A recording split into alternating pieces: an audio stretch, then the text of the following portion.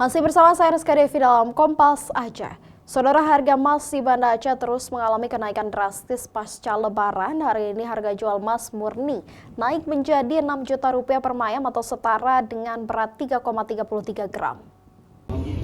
Meski telah mengalami kenaikan harga setiap harinya pasca Lebaran, namun daya beli emas di Banda Aceh terjadi peningkatan mencapai 80% jika dibandingkan harga sebelum Lebaran. Umumnya pembeli emas di Banda Aceh adalah mereka yang memanfaatkan peluang untuk berinvestasi. Ada juga yang membeli emas untuk persiapan mahar pernikahan. Sebelumnya harga emas di Banda Aceh berkisar Rp5 juta, namun pasca Lebaran harga terus mengalami kenaikan. Per hari ini mencapai Rp6 juta per mayam. Diprediksi harga emas akan mengalami kenaikan hingga tembus 8 juta per mayam. Harga emas hari ini tepatnya tanggal 14 April 2025 kita jual di angka per mayamnya Rp5.900.000 termasuk ongkos pembuatan. Kalau untuk sama ongkos pembuatan biasa sekarang yang paling murah itu yang model biasa tuh 100.000 hingga model yang paling rumit 180.000 per mayam ongkos pembuatan.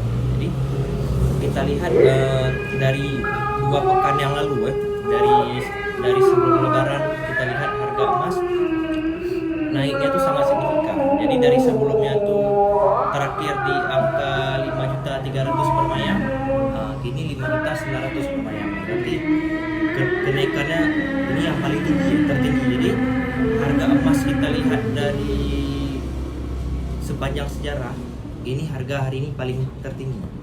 Harga emas per mayam paling tertinggi ya. Jadi kalau untuk daya beli masyarakat meningkat. 98% yang membeli, 2% yang menjual. Biasanya kalau harga emas tinggi, kemudian setelah Lebaran pun banyak biasa yang menjual. Tapi ini sebaliknya, banyak yang membeli daripada yang menjual.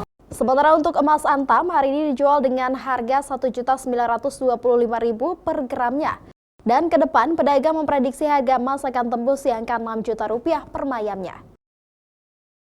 Raja Umar, Kompas TV, Banda Aceh.